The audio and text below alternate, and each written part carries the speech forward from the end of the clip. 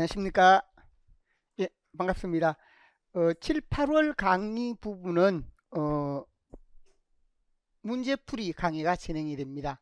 그래서 문학 부분 문제, 그 다음에 문법 부분 문제, 국어교육 문제 이렇게 해서 7월에는 문학, 8월에는 문법과 국어교육 이렇게 이어진다라고 설명을 했습니다.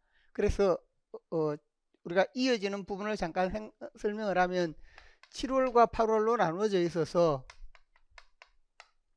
7월의 경우 앞부분 2주는 고전 문학에 해당되는 것, 그 다음 뒤에 2주 부분은 현대 문학에 해당되는 부분, 이렇게 각각 교재가 있습니다. 8월 들어가면 앞부분에 2주 문법에 해당되는 부분으로, 그 다음에 마지막 2주는 국어교육으로,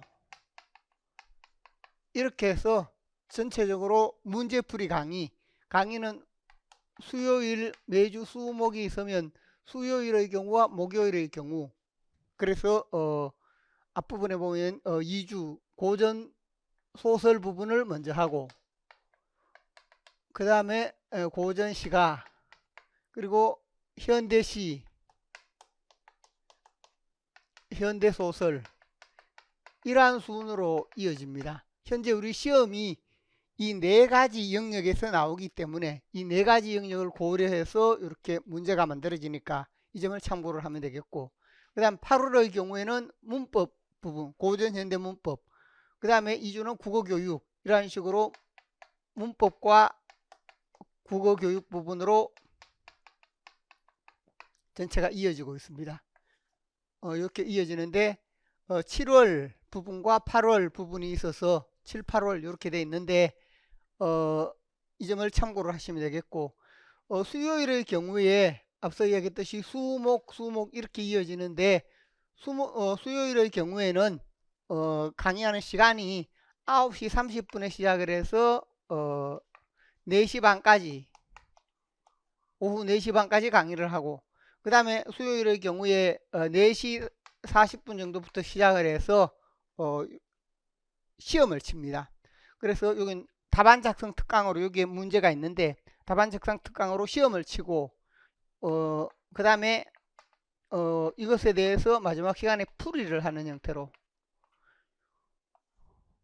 이렇게 강의가 이어지니까 참고를 하시면 되겠고, 목요일은 9시 30분에서 오후 5시까지 이렇게 강의가 이어집니다. 그래서 수목 매주 이렇게 강의가 이어지니까 이 흐름을 참고를 하시면 좋겠습니다. 그 다음에 강의 부분에서 제가 앞에 말씀드렸는데 이게 제가 보면 지난해 책이 있고 올해 책이 있습니다. 그래서 강의 부분에서 현재 만들어진 문제를 보면 이게 현재 편집은 여러분이 제공되는 A4로 제시가 되어 있는데 이 부분이 원래는 B4 용지입니다. B4 용지로 큰 부분인데 그걸 축소해서 복사를 했습니다. 그래서 문제라든지 이런 부분이 고전시가, 고전소설 아주 많습니다. 다양한 문제 내용이 제시가 되어 있는데 제가 지난해 하면서도 이 부분을 일부밖에 강의 설명하는 부분, 문제는 다양하게 제시가 되어 있는데 일부밖에 설명을 하지 않았습니다. 왜냐하면 시간이 부족하기 때문에 만들어진 문제 부분의 경우 문제는 많은데 반도 설명을 못했습니다. 그런 상태이기 때문에 다른 부분은 여러분 스스로 하도록 했는데 올해는 하면서 지난해 강의 부분, 지난해 강의에서 다루었던 부분을 다 올립니다. 그래서 지난해 강의를 올리고 그 다음 지난해 다루었던 부분을 제외하고 안 다루었던 작품, 그래서 여러분이 지난해 강의와 그 다음에 올해 다루는 작품 이렇게 하면 전체적으로 이 내용을 좀 더 구체적이고 자세하게 다룰 수 있습니다. 그래서 아주 중요한 부분은 지난해 다루었더라도 올해 한 번 더 다루겠지만 지난해 다루었던 것은 좀 배제를 하고 올해는 안 다루었던 것을 위주로 다룬다는 겁니다. 현재 여러분 책에 보면 차례에 표시되어 있는 부분은 그 번호 항목입니다.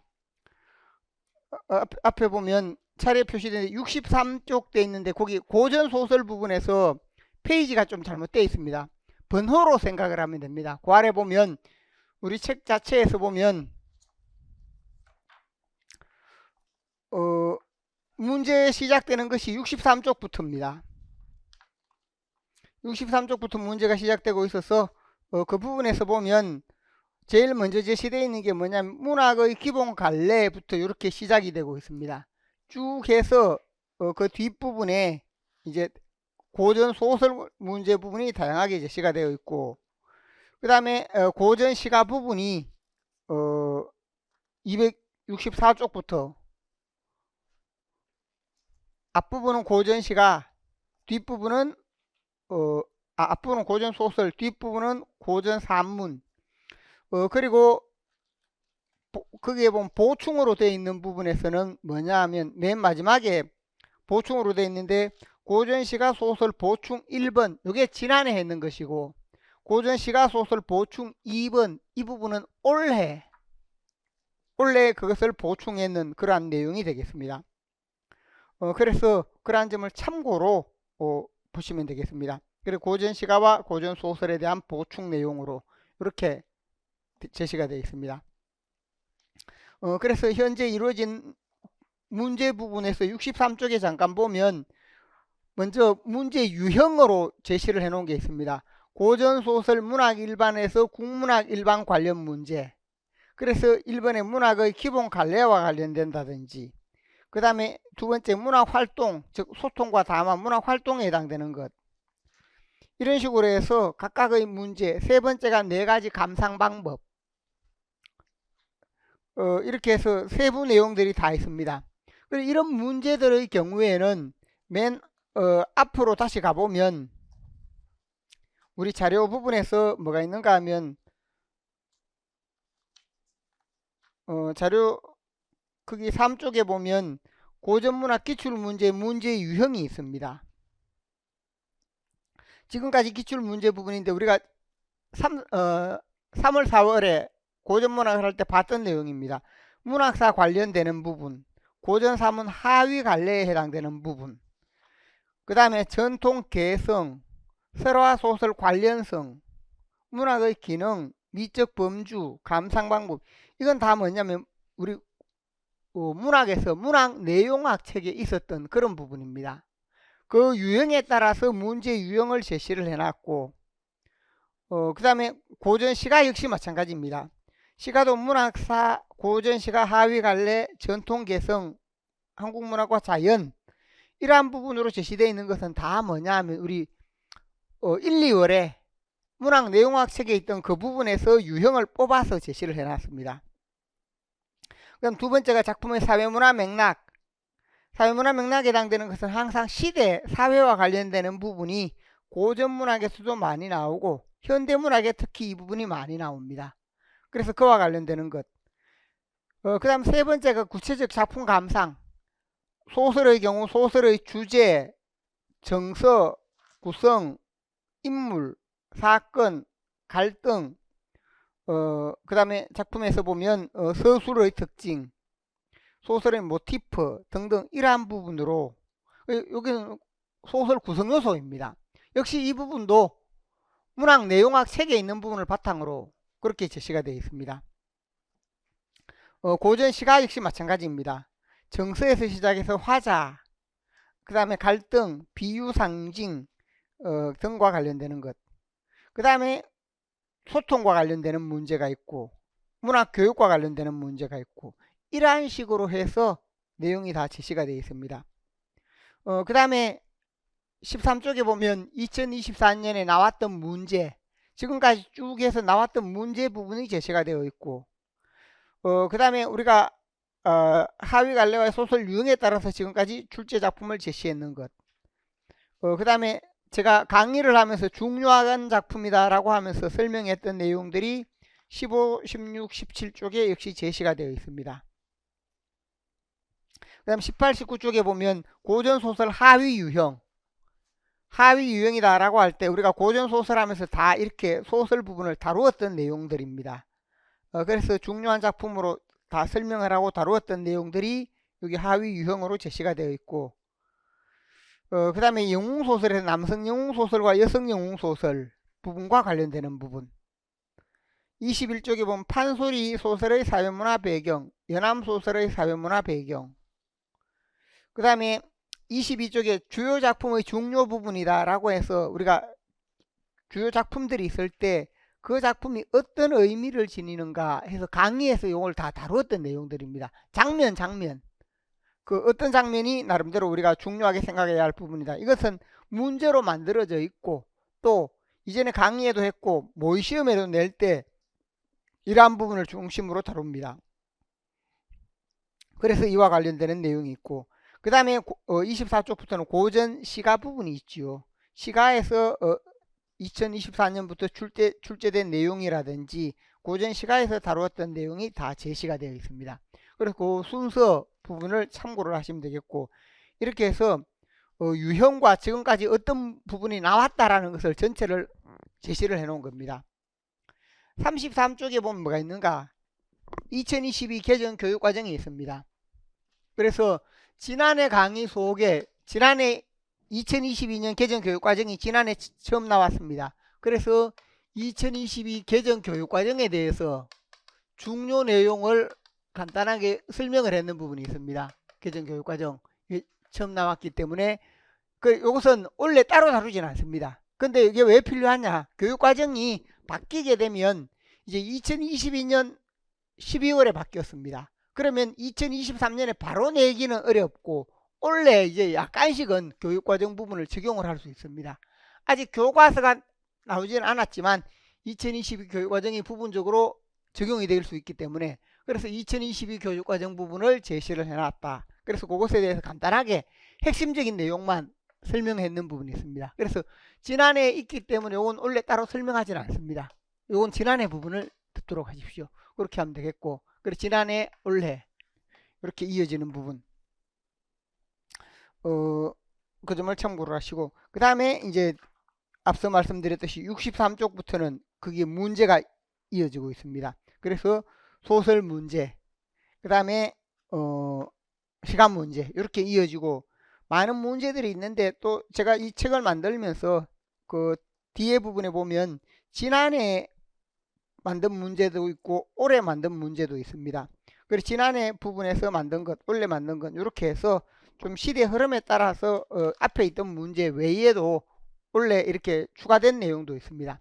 그것은 맨 마지막 시간에 그것을 묶어서 다루도록 하겠습니다. 그래서 이 부분을 보면서 가장 중요하게 생각해야 되는 게 뭐냐 하면 앞에 차례로 제시된 제목들이 있죠. 이 제목들이 고전문학 부분에서 보면 고전소설 문학내용학 관련 문제 여기 문학내용학이다 라고 할 때 앞에 나오는 1번에서 12번까지 이런 부분은 뭐냐 하면 문학내용학 책에 있던 부분을 바탕으로 이 문제 유형을 분류를 해 놓은 겁니다. 그 다음에 두 번째 고전소설 구성요소 관련 구성요소로 나누었을 때 구성요소가 있습니다. 소설의 주제, 구성, 인물, 사건, 갈등, 배경, 문체, 시점과 서술, 고전문학에 나타난 표현, 문학교육 등등 이러한 부분으로 제시가 되어 있습니다. 그래서 여기 있는 부분이 앞에도 설명했지만 문학내용학 책에 있는 부분으로서 앞부분 제시된 내용과 그 다음에 후반부에서는 구성요소에 해당되는 부분 이렇게 해서 문제가 만들어져 있기 때문에 유형에 잘 적용할 수 있도록 이렇게 해서 전체적으로 유형별로 해놓았는데 유형에 잘 적용할 수 있도록 하는 게 좋겠고 그 다음에 고전문학을 공부하거나 우리가 지금 이제 문제풀이 부분을 하고 있습니다. 문제풀이 하고 있으면 이 책이 만들어진 부분을 앞서 말씀드렸듯이 문제 유형을 먼저 분석을 해야 한다라고 할 수 있고 문제 유형이 있으면 이 문제 유형을 바탕으로 해서 어떤 문제 유형으로 나왔다 어떤 문제가 나왔다 라고 하는 부분 그래서 유형을 먼저 파악을 할 수 있는데 이런 유형에서 보면 우리가 항상 필요한 부분이 항상 뭐냐 하면 시대 부분이 있고 그 시대 속에 문학사의 흐름이 있습니다. 문학사 시대 속에 문학사가 있고 문학사 속에서 보면 우리가 시가는 시가대로 고전 시가입니다. 고전 소설은 소설대로 시가 소설 부분이 있고 이 시가의 경우 뭐가 필요한가 하면 시가에서 하위 갈래 시가의 하위 갈래는 뭐가 있습니까? 우리가 고대가요에서 시작해서 고대가요, 향가, 고려소교, 그 다음에 시조로 이어지는 부분과 그 다음에 경기체가, 악장, 가사, 잡가 등으로 이어지는 이 하위 갈래가 있습니다. 소설의 경우도 하위 갈래 하면 가장 크게는 하위 갈래가 뭐가 있습니까? 앞부분에 서사문학의 신화, 전설, 민담에 해당되는 것. 그 다음에 가전체. 그리고 소설로 들어오면 소설 속에서도 소설의 유형이 있습니다. 소설 속에서 소설의 유형이다 라고 할 때 그 소설의 유형은 뭐가 됩니까? 소설 속에 소설의 유형 하게 되면 우리가 9가지, 앞에서 10가지 부분으로 나누어진 게 있었습니다. 그래서 소설의 경우에도 각각 하위 갈래 부분을 이해하는 게 필요하다. 그래서 여기 하위 갈래 부분 속에서는 서로 영향관계가 있습니다. 하위 갈래 특징 자체와 특징과 영향관계, 어떤 부분이 어떤 부분에서 영향을 미쳤다. 그래서 고전 시가에서는 주로 뭐냐면 이런 영향관계 부분에서 형식 부분에 해당되는 것, 어떤 형식이 어떻게 영향을 미쳤다는 게 있고, 소설에서는 모티프, 어떤 모티프가 어떤 작품으로 이어진다 하는 부분들이 있습니다. 그래서 이러한 부분들을 우리가 할 수 있고, 그 다음 개별 작품, 구체적인 작품을 이해할 때 이런 문학사와 관련되는, 이게 문학사와 관련된다면 그 다음에 여기에서 필요한 부분이 뭐냐면 문학 지식에 해당되는 내용. 그래서 기본적으로 보면 문학 일반에 해당되는 내용이 있습니다. 문학 일반에 해당되는 것으로 이 부분은 작품에 다 적용되는 것인데, 앞에 설명했듯이 문학의 갈래, 문학의 기능, 그 문학과 언어의 관계 등등 문학 일반으로서 요 지식 부분에 해당되는 내용이 여기에 적용이 될 수 있습니다. 그래서 문학사 부분과 관련되는 것, 갈래와 관련되는 것 외에 문학 일반에 해당되는 것, 문학의 개념이나 기능이나 혹은 갈래, 문학의 범위, 그 다음에 문학과 언어의 관계라든지 문학의 어떤 소통 활동이라든지 또 감상 방법에 해당되는 부분이라든지 문학 감상 방법, 그 다음에 전통과의 관련성, 한국 문학과 전통에 해당되는 부분, 우리 문학의 연속성에 해당되는 부분 등등등등, 이렇게 해서 문학 일반론이다라고 해서 1, 2월에 먼저 다루었던 그 내용들이 있습니다. 이러한 부분들이 있고, 그 다음에 이러한 부분들이 적용이 되면서 이제 구체적인 작품이 있습니다. 구체적인 작품이 있다라고 할 때 그 작품의 경우 어떤 구체적인 작품이 있으면 그 작품 하나하나에 대해서 이 작품 내용에서 어떤 부분이 있는가 하면 이 작품과 관련 지을 때 하나의 작품에 대해서 이제 뭐냐 하면 개별 작품에 이제 구성 요소가 필요합니다. 그러면 고전 소설이라면 주제, 소설이라고 했을 때 주제, 그 다음에 구성, 인물, 사건, 배경, 그 다음에 시점, 서술의 특징 등등 이런 부분. 그래서 소설의 구성 요소, 시에서는 시적 화자와 상황, 그 다음에 시에서의 정서, 그 다음에 시상의 전개 방식, 그 다음에 소재나 제재에 해당되는 부분, 그리고 작품에서 보면 운율이나 형식에 해당되는 부분, 운율이나 형식, 그 다음에 표현에 해당되는 거, 비유, 상징 등등 이러한 부분으로 되어 있다는 겁니다.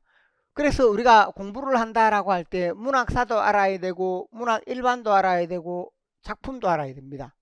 작품 자체에 대한 것도 알아야 된다 해서 지금까지 쭉 해왔는 부분이 우리가 1, 2월에 문학 내용학에서 기본적으로 이런 지식들과 이걸 나누어서 감상하는 방법, 요 부분은 뭐냐면 작품에 대해서 요건 감상하는 내용입니다. 감상을 위해서는 뭐냐, 이 부분과 이 부분이 먼저 필요하다는 겁니다. 그래서 우리가 1, 2월에 주로 이런 내용을 주로 다루었고 3, 4월에는 그걸 바탕으로 구체적으로 적용하는 부분, 문학사와 함께 구체적으로 적용해서 작품을 감상하는 것을 다루었습니다. 그래서 1월에서 우리가 강의에서 보면 1월에서 6월 강의를 전체적으로 보면 이러한 부분의 바탕에서 내용을 다루었다는 겁니다. 그러면 이런 부분을 적용해서 이제 7, 8월에 1월에서 6월에서 이걸 다루었기 때문에 7, 8월에 문제풀이 7, 8월 문제풀이에서는 뭐냐 하면 여기 제시되어 있는 이 문제풀이가 이 내용을 종합적으로 해서 이제 접근하는 그런 부분입니다. 앞에 부분이 이론적인 내용이고 작품 그냥 감상하는 내용이 있으면 여기에서는 그것을 바탕으로 문제로 만들어져 있으니까 그 문제가 7, 8월 문제풀이인데 이 문제가 앞에서 보듯이 이 부분에서 중요한 내용과 함께 우리가 기출문제 앞서 말씀드렸는데 유형을 보면 유형에 따라서 이제 문제풀이라고 했을 때 기출문제가 어떻게 나왔다 어떻게 나왔기 때문에 우리가 이런 부분에 대해서 기출문제에 어떻게 대응할 것인가 이런 것을 중심으로 그래서 이렇게 구성을 해 놓은 부분이 현재 구성된 것이 이러한 점을 고려해서 여기에 문제가 만들어져 있다. 기출문제, 문제 유형과 지금까지 우리가 공부해야 할 내용 중에 이런 문제 유형을 뽑아서 이렇게 7, 8월 문제가 만들어져 있다 하는 점을 생각하시기 바랍니다. 그래서 여기 제시되는 절차는 거의 비슷합니다. 고전시가 고전산문이 거의 비슷하고 현대시 현대산문이 거의 비슷합니다. 전체가. 그래서 전체적으로 보면 고전의 경우에는 이런 부분에서 하위 갈래에 해당되는 부분이나 문학사에 해당되는 부분이 조금 더 많고 왜냐하면 쭉 흘러오는 흐름이 중심이 되다 보니까 또 고전에서는 고대가요다 향가다 고려속이다 그 특징을 묻는 것이 있습니다. 고전 소설에서는 앞에서 모티프의 흐름이라든지 또 소설 유형 이런 걸 묻는 것이 좀 강조가 됩니다. 현대에 들어오면 뭐가 더 강조되는가 보면 현대에서는 문학 일반 중에서도 문학과 사회의 관계, 사회문화 맥락, 문학과 현실의 관계를 묻는 그런 문제들이 좀 더 강조가 되는 측면이 있습니다. 그래서 각각 고전에서 강조하는 바와 현대에서 강조하는 바가 조금 다르지만 고전 시가 그 원리가 같고 소설이나 현대소설이 원리가 같기 때문에 이 흐름이나 체계는 비슷하게 전개가 됩니다. 흐름이나 체계는 비슷하게 전개가 되니까 그러한 점을 참고를 하시면 좋겠습니다. 자, 그래서 이렇게 문제 유형 부분이 있고 7, 8월 문제풀이 되는 부분이 있는데 우리가 7, 8월에도 항상 문제 중에서도 조금 그래도 강조되는 게 뭔가 하면 고전 부분에서 고전 산문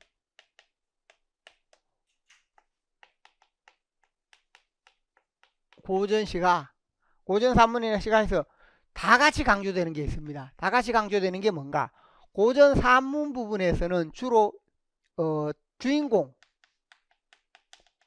인물입니다. 주인공 인물이고 고전 시가에서는 시적 화자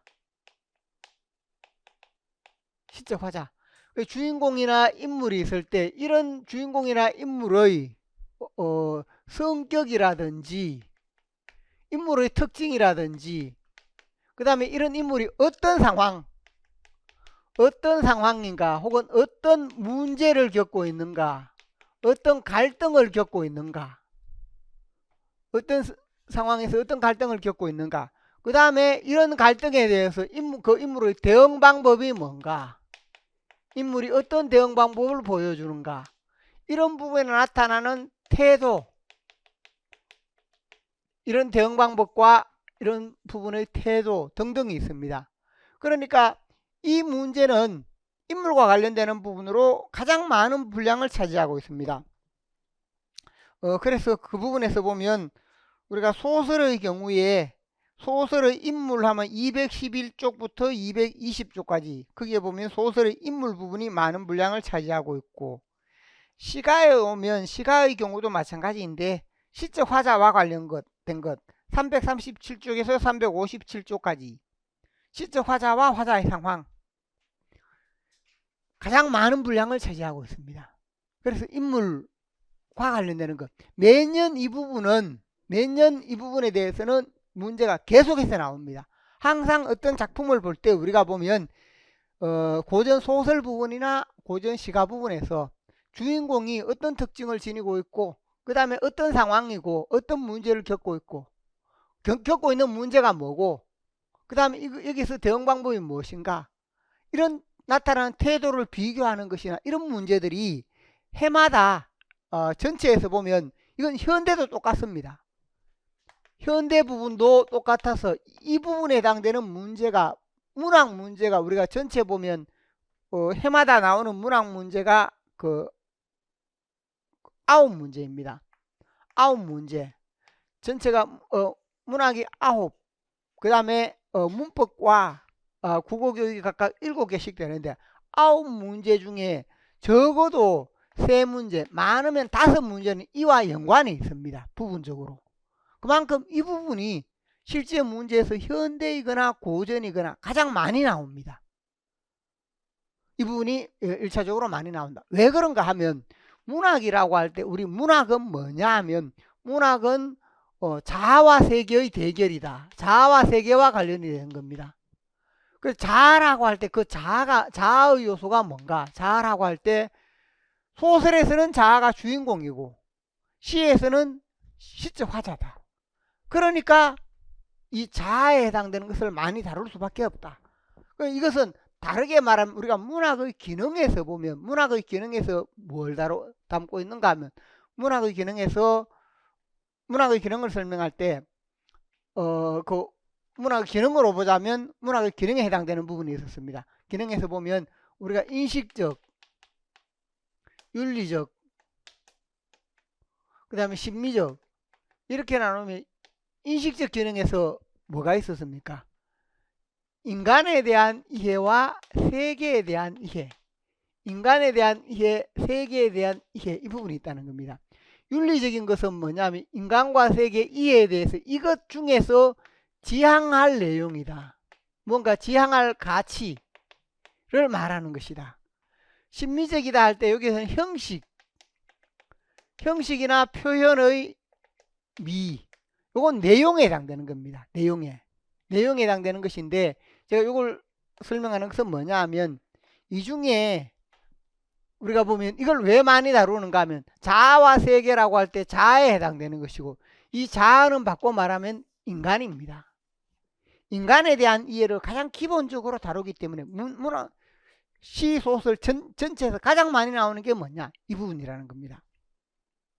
그 다음 두 번째 문제에서 좀 많은 분량을 차지하는 것이 고전은 그 비중이 조금 다른데 현대의 경우에는 바로 사회문화 맥락 어떤 작품이 있다라고 할 때 사회문화적 맥락이다 라고 할 때 고전에는 이게 그만큼 많이 나오지는 않습니다. 왜 그러냐면 고전의 경우 좀 지나간 시대이고 또 사회문화 맥락이 현대만큼 많이 들어가 있지는 않기 때문에 맥락이 분명한 작품이 있는가 하면 그 맥락이 분명하지 않은 작품들이 있다는 겁니다. 그런데 현대에 들어오면 현대 부분에서는 사회문화 맥락이다라고 제가 여기 보면 두 번째 부분에 고전 그 뭐냐면 항목 중에 문제 유형 중에 보면 사회문화 맥락에 해당되는 부분이 있습니다. 그 사회문화적 맥락이다라고 해서 그 차례 부분 속에서는 4번 항목에 있고 고전 시가 부분의 경우 역시 마찬가지로 4번 항목에 사회문화 맥락이 있습니다. 그리고 이것은 문제 유형으로 보자면 이 부분이 제시되어 있는 게 사회문화 맥락이 6페이지 고전시가 고전산문 고전시가 고전산문은 사회문화 맥락이 그만큼 중요하진 않은데 이게 현대에 가면 현대는 이 비중이 아주 많습니다. 나중에 여러분이 우리 책 현대의 경우에도 이 순서나 원리가 같기 때문에 그렇게 생각을 하시면 됩니다. 그래서 사회문화 맥락이다 라고 할 때 사회문화 맥락에 해당되는 것 이 부분이 있는데 고전산문도 고전시가도 마찬가지고 나름대로 이런 부분이 필요하다 하는 점. 그럼 이런 부분은 우리가 보면 거기에서 나오는 문제가 무엇이다. 문제의 발생과 문제의 해결. 그 문제라고 했을 때 이 문제는 뭐냐면 어느 시대의 어떤 문제이다. 어느 시대이고 어떤 문제, 몇 년대의 어떤 문제이다 라고 해서 그 문제가 발생하고 문제가 해결되는 것, 어느 시대의 문제다라고 할 때 이런 부분들이 앞서 이야기했듯이 뭐가 되는가 하면 문학에서 기본적으로 보면 이 부분에 해당되는 내용이 자아라면 여기에 해당되는 부분은 세계라는 겁니다. 세계에 해당되는 것이기 때문에 이게 많이 나온다. 문학이 기본적으로 자아와 인간이 그 현실 속에 세계 속에 어떻게 살아가는가, 인간은 어떤 특징을 지니고 있고 그 세계, 사회는 어떤 특징을 지니고 있다. 이걸 문학 작품을 통해 기본으로 이해하는 겁니다. 그러면 자아와 세계라고 했고 이게 바로 세계에 대한 이해이다. 인간과 세계이다. 그러니까 이 부분이 문학 문제에서는 가장 뭐냐, 이런 두 가지가 기본을 이룬다라고 할 수 있습니다. 기본을 이루기 때문에 그래서 제가 인물은 구성요소 속에 들어가 있고 사회문화 맥락이 우리 문제 유형에 보면 중요한 요소로 하나를 빼놨습니다. 우리가 이러한 부분 등이 그만큼 중요하다 하는 점을 생각을 하시기 바랍니다. 그 다음에 고전에서 또 우리가 항상 생각을 해야 하는 게 뭐냐 하면 고전 시가와 고전 소설에서 이 부분이 다른데 하위 갈래, 하위 갈래에 대한 이해가, 이걸 하위 갈래에 대한 특징을 바탕으로 문제를 내는 경우가 많습니다. 하위 갈래다라고 할 때, 그래서 이 부분의 경우 시가 부분에서는 앞에서 보듯이 우리가 시가에서는 하위 갈래 자체, 소설에서는 소설 유형, 소설 유형의 특징, 예를 들면 고려소교하면 고려소교의 형성 배경과 관련된다든지 아니면 시가에서 이어지는 부분, 그 하위갈래 부분에서 보면 또 하위갈래와 함께 형식의 개성, 이런 부분이 중요 문제로 많이 나온다. 또 소설 부분에서는 소설 부분에 소설의 유형이라고 했을 때 유형의 특징, 모티프들이 어떤 모티프가 어떻게 이어지고 있다, 모티프나 이어지는 것, 즉 설화에서 소설로 이어진다는 겁니다. 설화에서 소설로 이어지는 이런 특징이 중요하다 하는 점을 생각을 할 수 있습니다. 중요하고, 그래서 이 부분이 형식의 개성이다. 또 시가 부분에서는 우리가 중요하게 생각할 게 뭐냐 하면 이제 이 부분은 대체로 좀 공통되는 부분이라면 고전 시가 산문이 있을 때 앞서 설명했는데 고전 소설 부분에서 앞서 이야기했지만 모티프의 흐름, 이런 부분들이 산문에서 중요하다라고 했고, 시가와 달리 이렇게 하는 거 작자, 작품, 독자, 고전소설의 독자와 관련되는 것, 고전소설 독자층이 누구인가 해서 독자와 관련되는 부분, 여기서 고전소설의 경우 유통, 어떻게 유통이 되었는가 하는 이런 부분들이 있습니다. 유통이 되어 있는 부분. 그 다음에 다섯 번째는 시점이나 서술, 작자 개입에 해당되는 시점이나 서술에 해당되는 부분, 시점 서술에 해당되는 이런 문제 부분도 많이 나옵니다. 그리고 이게 고전 산문 특징이다 보니까 산문에는 시점과 서술에 해당되는 부분 등에 해당되는 것, 이런 부분들이 고전 부분에서 많이 나온다라고 할 수 있고,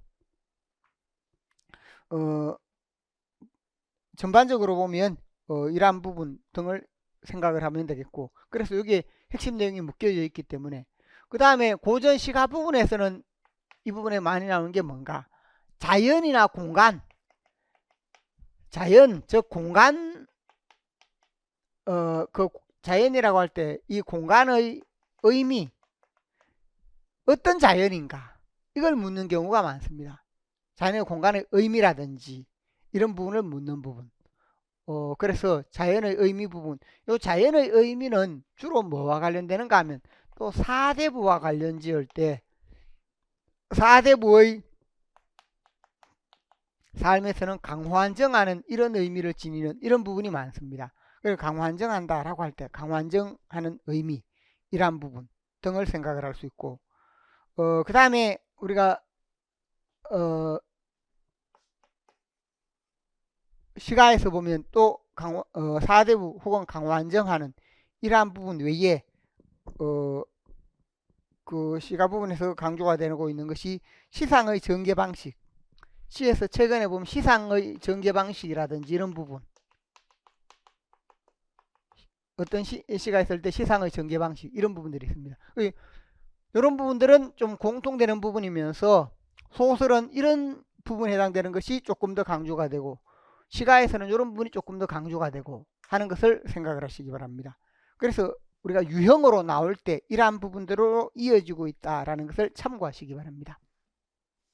자, 구체적으로 이제 들어가서 앞서 말씀드렸는데 이제 앞에 자료들은 앞에 있는 자료 그래서 3페이지부터 시작을 해서 30쪽에까지 29쪽까지 있는 이런 자료들은 이미 우리가 3월 4월 강의하면서 이 특징을 다 다루었던 내용들입니다. 이것은 여러분들이 문제를 보거나 아니면 이런 부분이 우리가 여기에 나오는 부분들이 뒤에 나오는 문제가 이런 기출 문제에 대한 분석이라든지 이걸 통해서 나누어져 있다라는 것을 참고하면 되겠고 2022 개정 교육과정 부분이 31에서 60조까지 있습니다.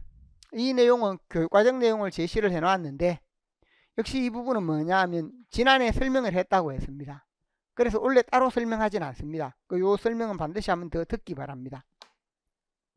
구체적으로 보면 2025년 대비 고전문항 및 문제풀이 이렇게 해서 문제에서 보면 62쪽, 63쪽부터 문제가 있습니다. 63쪽부터 문제가 있어서 첫 번째 있는 것이 문학의 기본 갈래에 해당되는 문제. 이제 구체적인 내용으로 들어가겠습니다. 문학의 기본 갈래.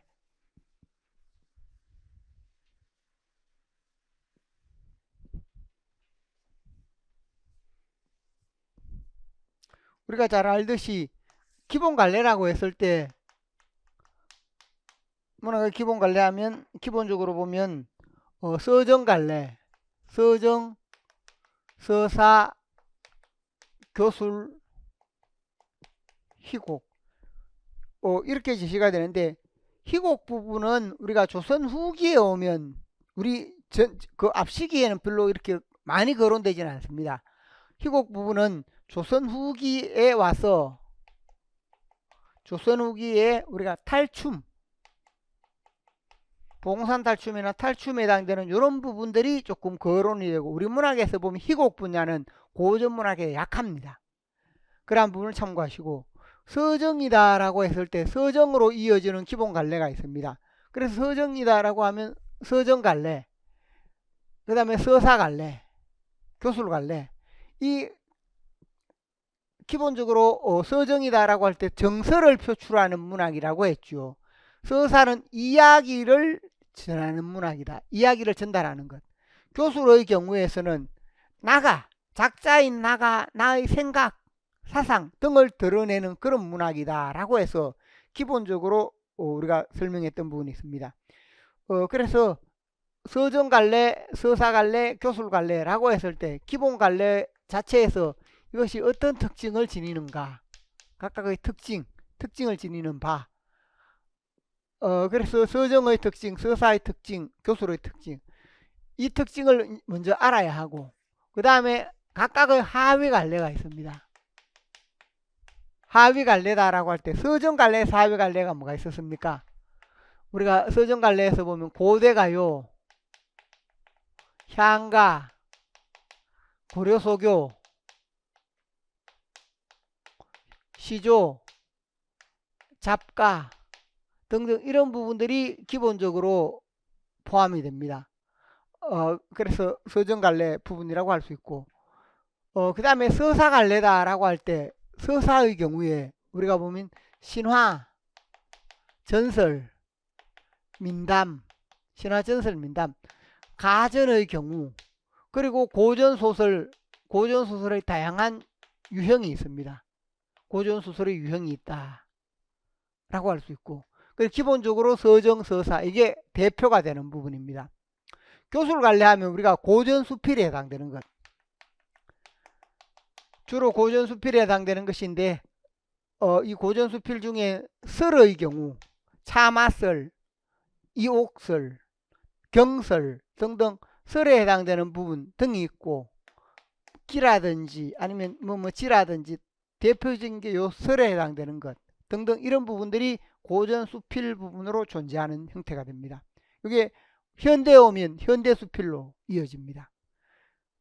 그 다음에 시가에서 우리가 여기 보면 이런 부분을 제시했는데 서정서사 교술이라고 했을 때 기본적으로 여기에 해당되는 부분이 있고, 시가 중에 서사다라고 할 때 서사 시이면서 서사에 해당되는 게 뭐가 있는가 하면, 우리가 건국서사시라고 할 때 신화의 경우에 우리가 과거에 읊조리듯이 불렀기 때문에 건국서사시라든지, 안 그러면 이규보의 경우에 이규보의 동명왕편, 그 다음에 용벼천가, 이런 부분들은 뭐도 되는가? 이런 부분들의 경우에는 서정갈래 운문으로 되어 있지만, 운문으로 되어 있으면서도 내용으로는 사건이라는 겁니다. 여기에 포함이 된다. 그 다음에 우리가 보면 여기에 뭐가 없습니까? 경기체가 가사, 경기체가와 가사 부분의 경우 우리가 그 특징에서 보면 경기체가와 가사는 또 뭐가 되는가? 이러한 부분으로 운문으로 되어 있지, 엄밀히 말하면 서정서사 교술 희곡으로 되어 있을 때, 고전 서사문학이라고 할 때 신화, 전설, 민담과 가정과 고전소설 등은 모두 서사인데, 그래서 우리가 서정갈래라고 하면, 서정갈래는 원래는 서정은 고대가요, 향가, 고려소교, 시조, 잡가입니다. 시가 중에서도 신화의 서사에 가까운 것, 이야기를 담고 있는 건국서사시, 동명왕편, 이규보의 동명왕편, 용벼천가 등은 서사갈래에 가깝다. 여기는 이야기를 담고 있다는 겁니다. 그 다음에 시가이지만 이건 시가라는 거 운문으로 되어 있다는 겁니다. 운문으로 되어 있으면서 정서를 드러내는 것은 이 부분이고, 여기 요것은 뭐냐? 운문으로 되어 있어서 시이니까 운문으로 되어 있으면서 요거는 사건, 이야기를 담고 있는 것은 요것이고, 여기는 운문으로 되어 있으면서 이것은 뭐냐 하면, 운문으로 되어 있으면서 경기체가, 가사, 이런 부분은 작자의 어떤 생각, 운문으로 되어 있으면서 작자의 생각이나 혹은 교훈 등을 전하는 부분으로, 그래서 이 부분을 우리가 경기체가 가사하면 갈래로 오면 교수로 갈래다, 이렇게로 이야기한다는 겁니다. 그래서 이 특징을 먼저 이해하시면 좋겠습니다. 그래서 우리가 문제에서 보면 현대에도 이런 부분이 다양하게 비교가 되는데, 고전에서 보면 뭐가 비교가 될 수 있는가? 서정과 서사가 많이 비교가 된다. 첫 번째, 서정과 서사가 비교가 되는 경우가 많고, 두 번째는 여기도 마찬가지입니다. 두 번째는 서사와 교술이 비교가 된다. 서사와 교술. 서사의 경우 허구적인 이야기이고, 교술의 경우 실제 나가 겪었던 있었던 이야기입니다. 그래서 기본적으로 이런 부분이 비교가 되기 때문에 여기에서 보면 문학의 기본 갈래에 해당되는 문제 제시가 되어 있고, 이 문학의 기본 갈래에 해당되는 것은 여기에서 63쪽 부분에서도 기본 갈래, 즉 이건 서사문학을 기준으로 해서 소설을 기준으로 해서 소설과 시라든지 이런 부분이 있죠. 그 다음에 또 그 뒷부분에 보면 가사 부분을 작자에서 가사가 제시되는 그런 부분도 있고, 그 다음에 뭐냐면 3번 문제, 1번은 서정과 서사입니다. 3번 문제는 뭐냐면 서사와 교술, 공목설 교술이라는 겁니다. 이렇게 비교가 되고 있다 하는 점. 그 다음에 4번의 경우 희곡에 해당되는 것, 4번 희곡 부분과 관련되는 것인데, 고려초용가가 약간 희곡의 요소가 있기 때문에 고려초용가와 그 뒤에 있는 통영 오광대, 이런 식으로 해서 제시가 되어 있습니다. 그래서 이게 기본 갈래에 해당되는 것이고, 시가로 넘어가면 264쪽,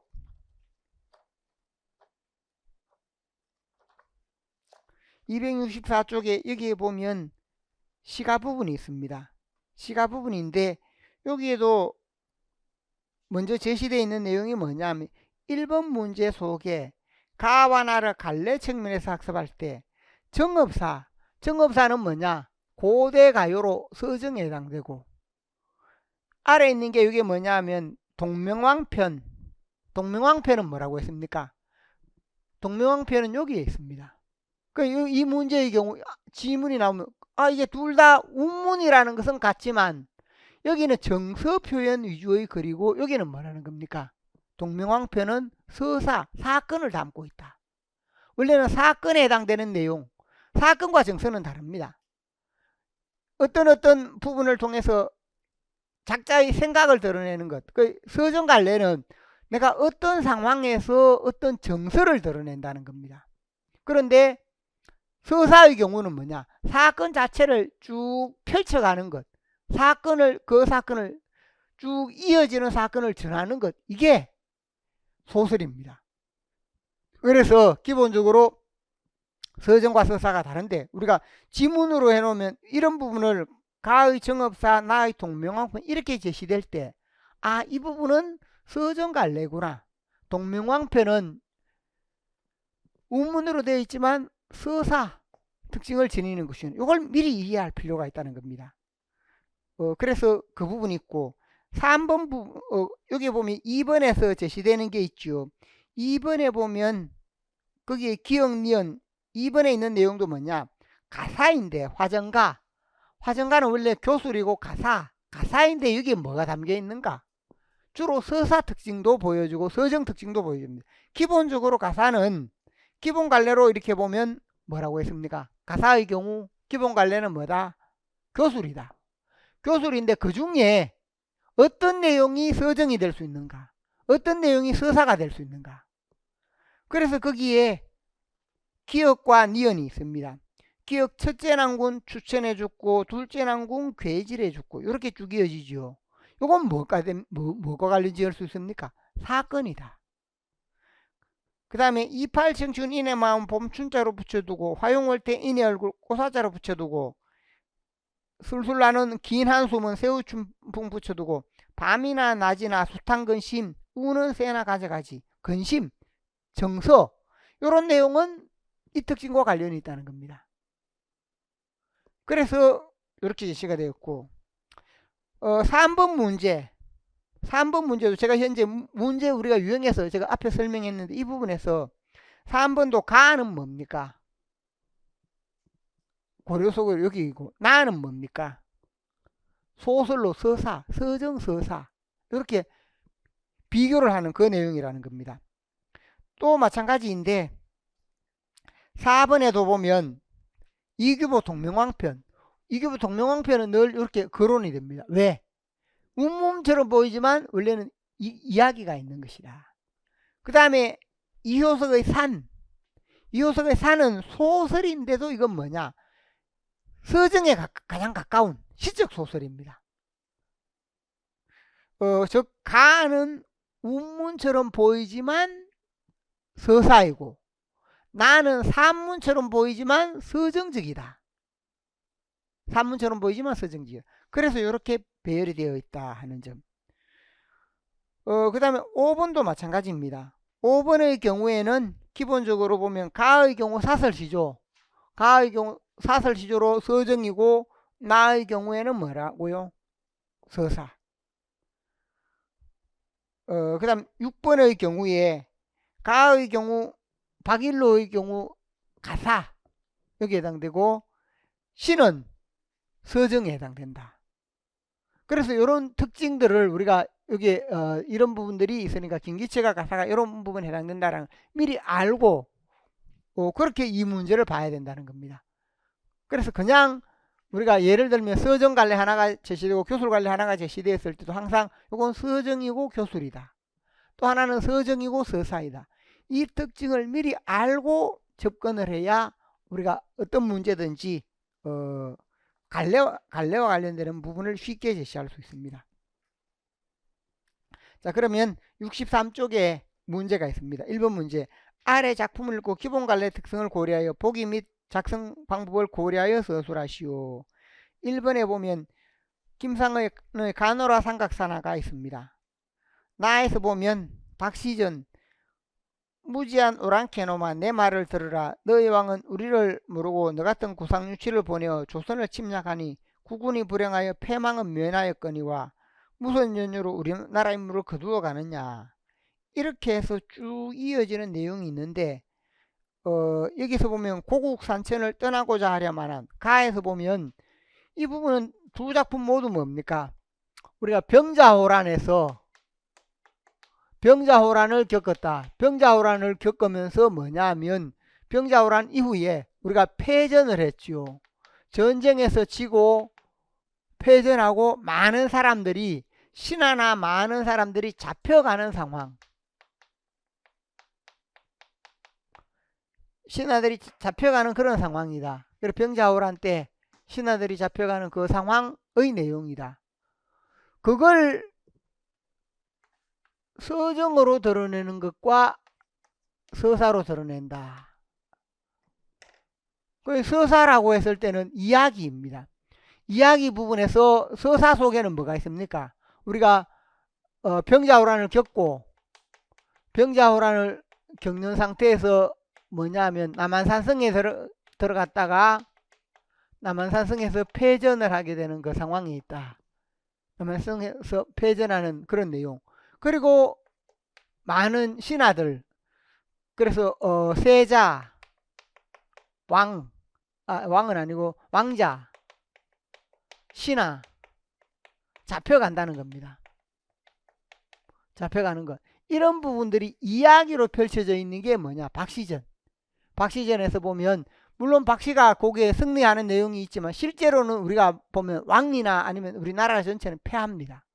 그래서 그런 것이 사건으로 이렇게 제시가 되어 있다라고 할 수 있다면 서정갈래에서는 이게 뭐냐 하면 그 내용 속에 가노라 삼각사나 다시보자 한강수에 떠나는 것이고 고국산천을 떠나고자 한다.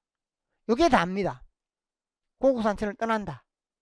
시절이 하수상하니 올동말동하여라. 고국산천을 떠나고자 하는 것이 있고 고국산천을 떠나는 것은 뭐냐? 떠나가는 것이고 그 다음에 고국산천을 떠나다 하면 패전이고 시절이 하수상하는 아니 떠난다 하는 것이 있고 시절이 수상하다.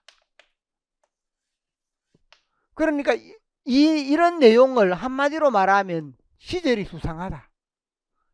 이런 잡혀가는 내용을.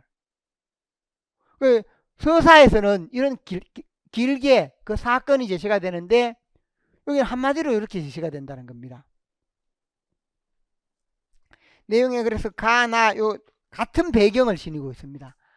둘 다 병자호란을 담고 있는데 그래서 학습활동 속에 위에 보기 부분을 보면 오늘은 비슷한 주제를 지닌 시가와 고전 소설을 대상으로 기본 갈래 특징을 파악하고 그 중의 일부 요소를 바탕으로 갈래를 전환하는 수업을 하고자 한다.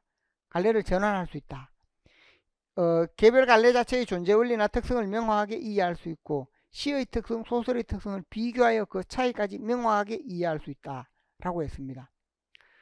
그래서 첫 번째 시와 소설은 어떤 차이가 있을까? 가나 기본 갈래를 파악한다. 두 번째 가나에 적용하여 기본 갈래 차이를 파악하기. 두 번째 시와 소설의 내용 어떻게 바꿀 수 있을까? 기억을 소재로 해서 소재로 제시한 부분을 찾아 서사 갈래 특징으로 니은을 시조로 제시한 부분을 찾아 서정 갈래 특징으로 제시하기. 그래 앞쪽에 보면 학습활동 1을 바탕으로 가나 내용을 적용하여 가나의 기본 갈래 차이에 대해 4가지로 서술하라 라고 했습니다. 이것은 뭐냐 하면 서정과 서사의 기본 갈래 차이.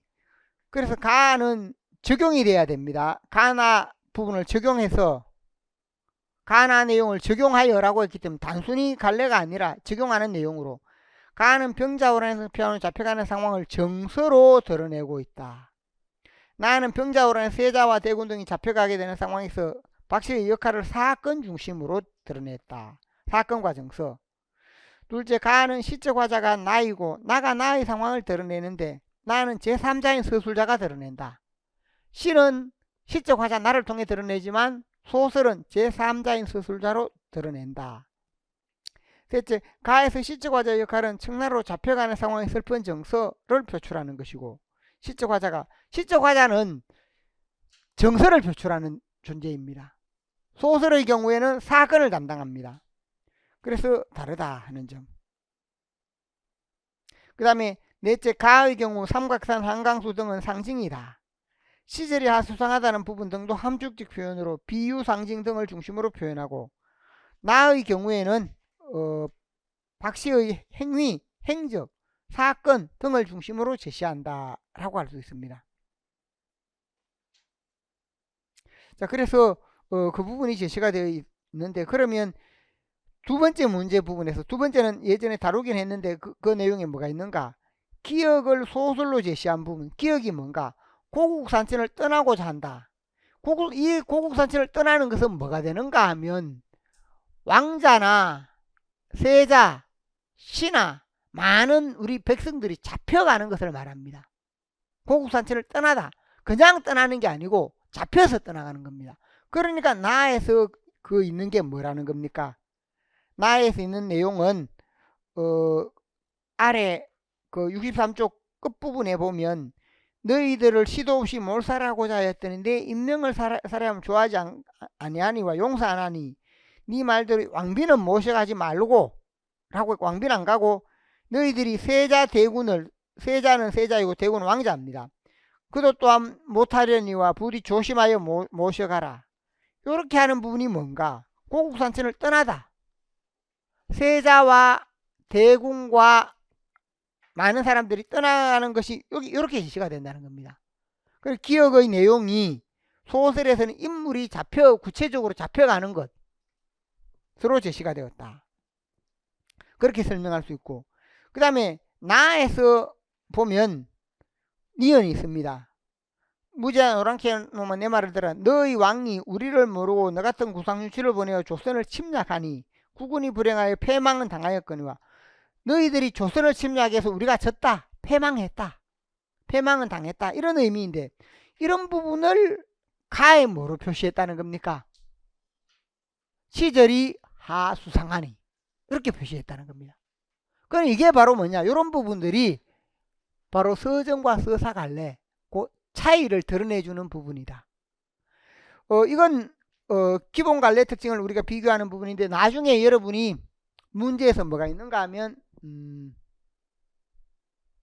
문제에서 우리가 현대문학에서도 이 부분에 해당되는 게 뭐냐? 나중에 이런 문제가 또 있습니다. 유의민 발생이다. 유의민이 발생하는 것을 시에서는 어떻게 제시하고 있는가? 소설에서는 어떻게 제시하고 있는가? 똑같은 부분인데 같은 시대라면 그 하나의 문제에 대해서 시에서 제시하는 내용이 있고 소설에서 제시하는 내용이 있습니다. 시에서는 그것도 마찬가지다. 정서나 비유, 상징으로, 소설에는 인물이 구체적으로 떠나가는 것으로 이렇게 제시가 된다는 겁니다. 그러니까 이것은 원리에 해당되는 문제이고 지문을 바꿔서 다양하게 나올 수 있다. 그러면 지문을 바꿔서 나오면 거기에 첫 번째 해당되는 위의 문제에 해당되는 것은 뭔가? 그 답은 거의 똑같습니다. 앞의 문제에 해당되는 것은 거의 기본에 해당되는 똑같다. 왜냐하면 소설이나 서정이나 서사의 원리는 작품 적용되는 거, 작품 내용만 다르고 거기 속에 핵심에 해당되는 게 있죠. 사건을 담는다, 정서를 담는다 라든지 관로 소개, 그 다음에 시적 화자는 나이다. 소설은 보통 제3자이다. 물론 현대소설에는 주인공이 나인 경우도 있습니다. 그런 경우는 차이가 있지만 그런 부분, 그러니까 원리에 해당되는 내용은 지문이 달라져도 원리는 같다는 겁니다. 그래서 그런 관점으로 문학의 기본 갈래 이 부분을 이해하면 좋겠습니다. 그 다음에 2번에 있는 부분이 앞서 보았듯이 2번의 경우는 뭐가 되는가 하면 송강정철의 작품입니다. 2번은 따로 설명하지 않았는데 여기서 송강정철인데 한 작가가 제시할 때도 대체로 내용으로 보면 가의 경우에는 둘 다 이제 교술이라는 것은 똑같은데 가는 뭐냐 하면 이 내용이 조금은 서정에 가깝다. 나에 해당되는 내용은 교술이 전체 관련 교술인데 서사, 왜냐하면 기행문, 벼슬에 부임하는 과정에 가깝다 라는 겁니다. 그래서 똑같은 작자가 어떤 경우에는 서정에 가까운 내용을 쓰고 어떤 경우에는 서사, 흐름에 가까운 내용을 쓰고 있다. 그래서 그 차이를 이해하는 내용이 됩니다. 같은 작가인데 왜 이렇게 드러냈는가? 그래서 주제면에서 보면 가의 경우는 뭔가? 임금에게 애절하게 호소하는 내용이다 보니까 여기서 보면 화자를 각각 달리 했습니다. 가는 여성 화자로 했다. 나는 남성 화자로 했다. 왜 그런가? 가는 임금에게 호소하는 내용이니까 여성 화자가 적절하고, 나는 사대부가 부임하는 것이니까 남성 화자가 적절하다. 남성 화자가 적절하다. 이러한 부분으로 설명을 할 수 있습니다. 그 다음 두 번째 부분에 성격면에서, 그 다음에 작자의 상황면에서 이렇게 제시가 되는데 이건 참고로 보시기 바랍니다. 그 다음 3번 문제 부분이 있습니다. 3번 문제. 이 부분의 경우 두 가지 문제가 있는데 앞의 문제와 뒤의 문제가 있습니다. 뒤의 문제는 제가 작년에 하면서 다 이걸 설명을 했습니다. 그래서 설명이 되었기 때문에 앞에 보면 가 작품이 있을 때 화초장 이렇게 하는 부분이 있습니다. 서사무가의 형식 및 설화의 내용에서 영향을 받은 점을 각각 한 가지 제시하라. 그러니까 우리가 여기 보면 흥부가라고 할 때 판소리 부분은 그 전성의 측면에서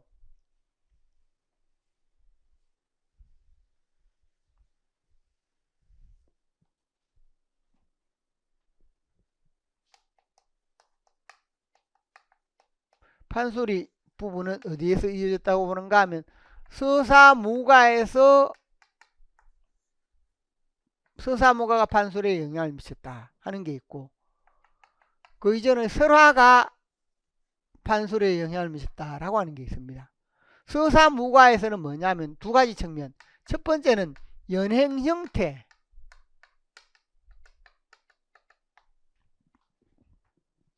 이 연행 형태가 서사무가에 나타나는 것이나 판소리는 거의 비슷하다. 두 번째는 서사무가의 경우에도 여기에도 몇 가지 모티프들이 있습니다. 일부 모티프, 설화의 요소, 화소.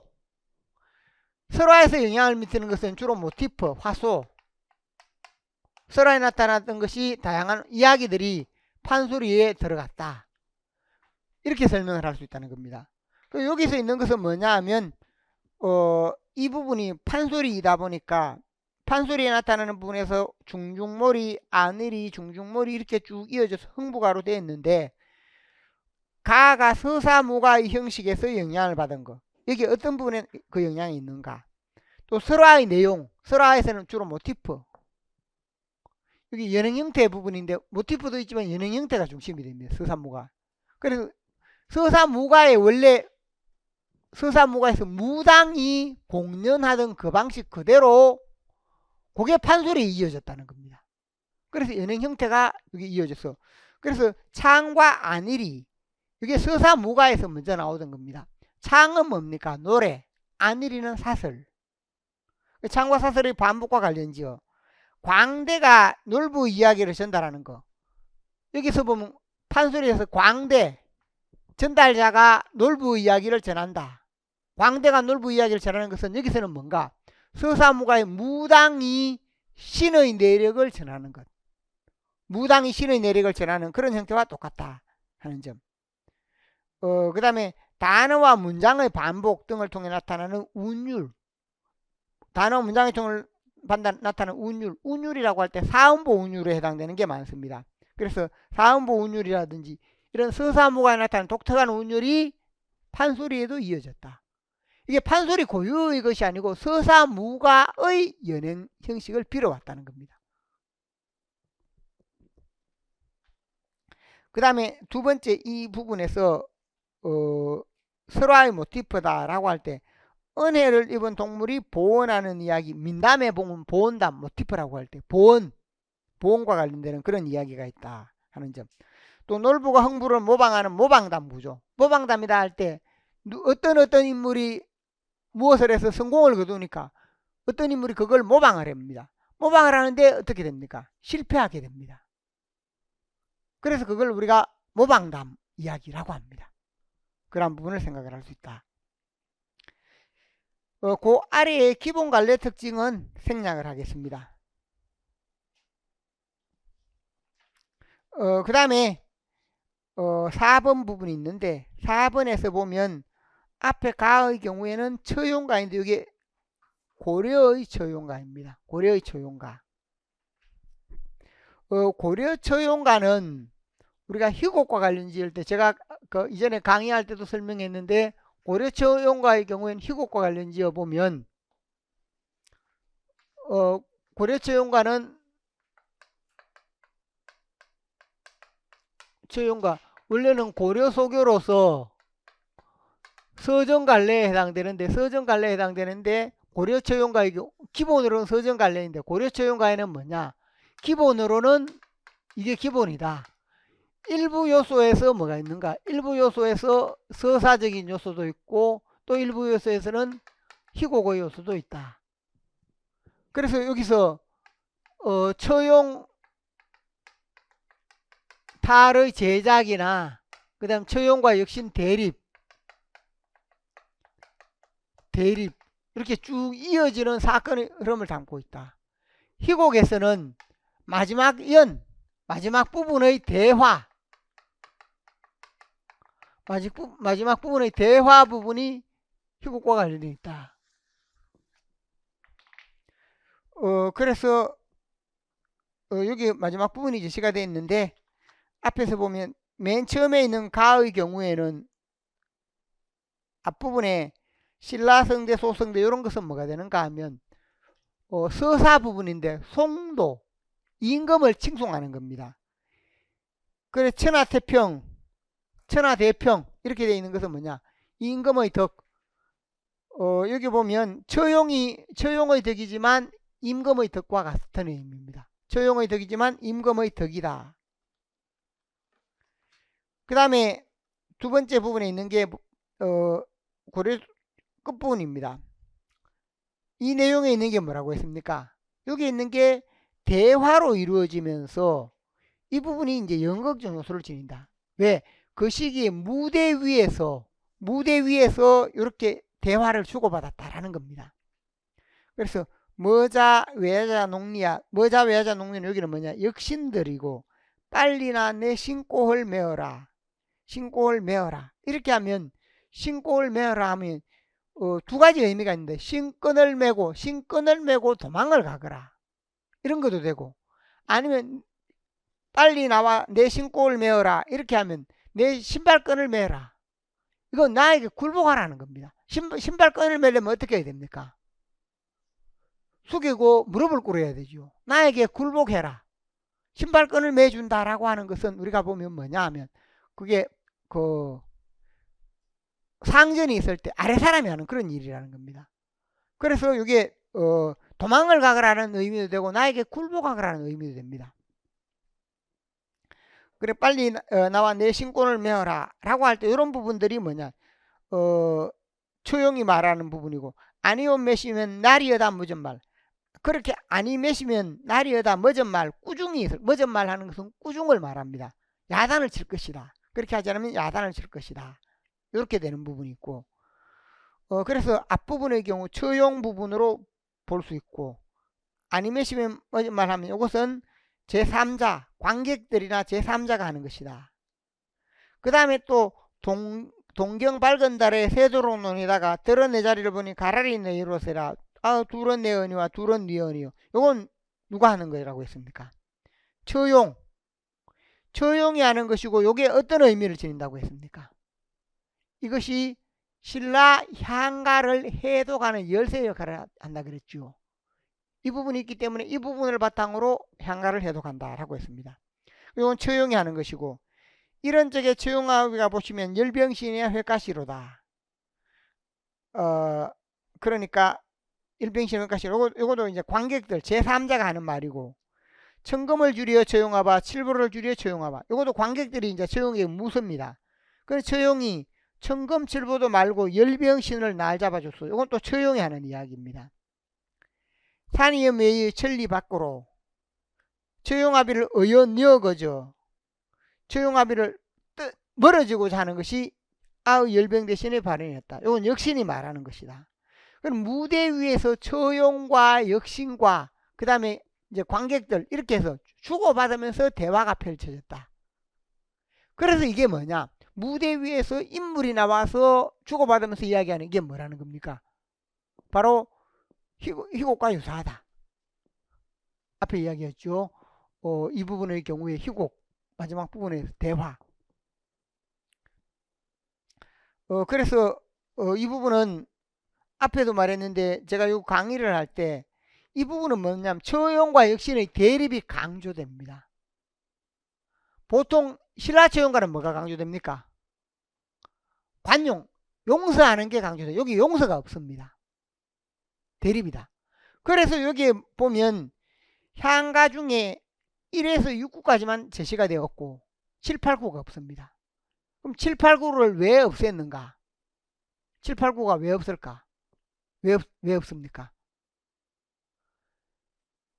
여기는 향가 6구까지밖에 없죠. 그 본대 내에다마는 아잔을 어찌하리고 그게 없습니다. 그게 들어가면 이게 내용이 모순되기 때문입니다. 왜? 여기서는 대립이 되는데 그건 용서하는 내용입니다. 그래서 그게 빠졌다라고 볼 수 있습니다. 그래서 여기 6구까지만 있는 이유가 뭐냐? 7, 8, 9는 용서하는 내용이어서 여기서는 역시 용서하지 않겠다. 대립하는 내용인데 앞에 용서해놓고 또 대립하면 어색하지요. 그래서 그것이 없다. 자, 그래서 고려처용과 이 부분이 중요한 지문 중에 하나인데 문제를 낼 수 있는 부분이 많습니다. 그 점을 참고하시고 그 다음에 나의 경우에 작자미상의 통영오광대 우리가 봉산탈춤이 있고 이것도 역시 마찬가지로 탈춤입니다. 통영오광대 탈춤인데 그 내용과 관련지어 보면 이 통영오광대 특이한 게 뭐냐면 우리가 보통 봉산탈춤이나 이런 데도 관객의 참여가 있다라고 하는데 관객이 참여한다. 관객의 참여는 뭔가 하면 탈춤이 이루어질 때 여기 보면 꽹과리부터 시작해서 악공들이 있습니다. 사물 악공들 꽹과리를 치는 사람이 있고 그 다음에 북, 장구, 징 이렇게 해서 악공들이 여기에 모여 있습니다.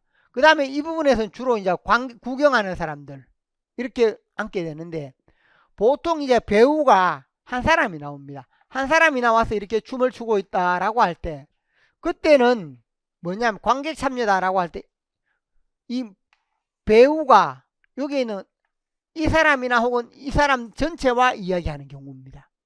그래서 뭐가 되는가? 이 사람들이 대응을 해준다. 무언가를 물으면 여기서 이야기해주고 그렇게 하는 경우가 많습니다. 그래서 이 부분이 뭐냐 하면 앞에서 악공이라고 했습니다. 여기 악공이라고 할 때 이 악공들과 인물이 대화를 주고받는다. 그 여기서 관객이 참여한다는 겁니다. 관객의 참여가 있다. 그 보통은 이 사람들이 참여해서 이야기해 주는 게 많은데 통영오광대는 뭐냐면 특이하게 바깥에 있던 이런 사람들이 있죠. 이게 구경꾼입니다. 구경꾼도 함께 들어가는 게 있습니다. 구경꾼들이 함께 들어간다. 그게 뭐냐 하면 그 내용 속에 그 66쪽 왼쪽 맨 끝에 이제 거기에 둘째 양반이 장을 보러 가고 이 둘째 양반과 뭐냐 하면 새로 들어온 그 제자각시가 있습니다. 제자각시는 첩이라고 할 수 있습니다. 제자각시와 둘째 양반이 뭐라는 그 제자각시가 여러 사람들을 끌어들여서 집안에서 노는 겁니다. 흥청망청 노는 거. 그게 바로 뭐냐면 놀량패일동 등장하는 게 있죠. 놀량패일동 등장 찾았습니까? 맨 끝에. 그게 뭐냐면 이 사람들이 직접 들어간다는 겁니다. 놀량패는 구경꾼입니다. 구경꾼이 등장해서 제자각시가 춤추고 막 놉니다. 그래서 이게 특이한 부분이다. 특이한 부분이다. 이게 관객의 1차적으로는 악공들과 대화하는 것인데 여기에서는 놀량패가 같이 어울려서 노는 겁니다. 어울려서 이렇게 논다. 무대 속으로 같이 들어가는 겁니다. 자, 그래서 그런 부분으로 이렇게 보시면 되겠고 그래서 이 부분에서 가와나 공통적으로 나타난 전통연극의 특징 이렇게 했을 때 첫째 전통음악과 춤을 바탕으로 한다. 둘째, 가는 처용과 역신 외에 관객의 목소리가 있고 가에는 관객의 목소리가 있다라고 해서 이게 뭐냐? 관객들이 예를 들면 그 내용에 천금을 줄여 채용하바, 칠불을 줄여 채용하바 이렇게 말을 해서 관객들이 처용과 역신 외에 관객이 대화에 참여한다는 겁니다. 그게 있듯이 나에서는 뭐가 있는가? 놀량패 이런 구경꾼이 들어가는 게 뭐냐? 이게 관객의 참여가 있다는 겁니다. 대중의 참여 가능성이 있다라는 부분. 그 다음에 두 번째 쭉 해서 가는 연극적 요소인 대사보다 무엇이 중심이 되고 나는 무엇은 표면적이고 양반과 말뚝이 대사가 더 중심이 된다. 그 가는 연극적 요소인 춤이 중심이 된다. 고려 처용가는 춤을 많이 춘다는 겁니다. 춤이 중심이 되고 나는 춤은 표면적이고 가무 춤은 표면적이고 오히려 양방과 활동이 대사가 더 중심이 된다. 이렇게 설명을 할 수 있습니다. 자, 그래서 이것은 참고를 하시면 되겠고 여기까지 설명해 놓은 것이 뭔가 문학의 기본 관례와 관련되는 형태였습니다. 자, 여기까지 질문이 있는 분. 예. 예.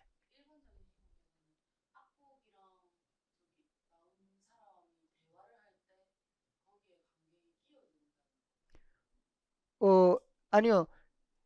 이 인물과 여기 앉아있는 인물이 대화를 나눈다는 의미입니다.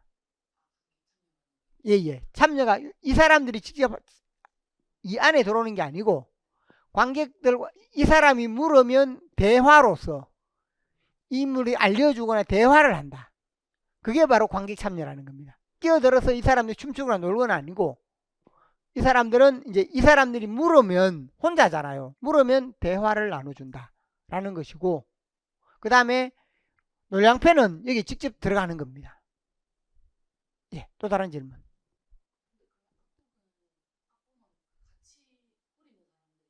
예. 예, 같이 하더라도 이게 어쨌든 이 인물은 이거는 무대입니다. 이 안은 무대고 이 사람들도 뭐냐? 어쨌든 뭐냐면 악기만 맞춰주는 걸 뿐이지 이 무대 부분과 이 부분은 다르다는 겁니다. 예.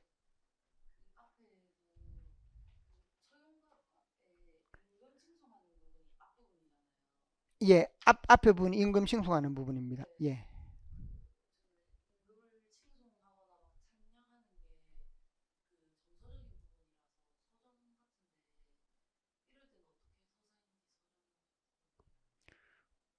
이 작품 전체를 보면 전체적인 내용에서 보면 처용과 액션의 대립이다라고 해서 이 원래 처용가가 뭡니까? 원래 처용가가 서정입니다. 서정갈래. 원래 처용가는 서정갈래였는데 고려 처용가도 이 부분에서 뭐냐면 처용가에서 이제 그 내용을 많이 덧붙인 겁니다. 왜 덧붙였느냐 하면 처용가에서 이제 처용이 용서를 하다 보니까 역신이 내가 당신 모습만 보여도 나타나지 않겠습니다 라고 하니까 그러니까 고려 처용가에 오면 고려 처용가에서는 그런 과정을 통해서 처용의 모습을 앞부분에 자세히 그려놓고 처용을 또 누가 만들었다라는 내용도 보충하고 처용과 역신의 대립도 있고 그렇다는 겁니다. 그래서 전체적으로 부분으로 서정의 내용도 남아있는데 원래 신라에서는 서정이었고 신라 처용가는 그냥 기본이 서정입니다. 서정이었는데 고려 처용가로 만들어지면서 이런 처용 형상이나 만든 것이나 이 과정을 쭉 이야기하다 보니까 서사적인 내용이 덧붙여졌다. 그 다음에 또 뒷부분에는 대화가 붙었으니까 마지막 부분 대화가 있다. 원래 서정이었는데 이런 내용들이 덧붙었다라고 보는 겁니다. 임금을 칭송하는 그 자체만 보면 그건 서정이라고 볼 수 있습니다. 예. 임금의 덕을 칭송하는 겁니다. 예, 또 다른 질문 없습니까? 예, 잠시 쉬었다 진행하도록 합니다.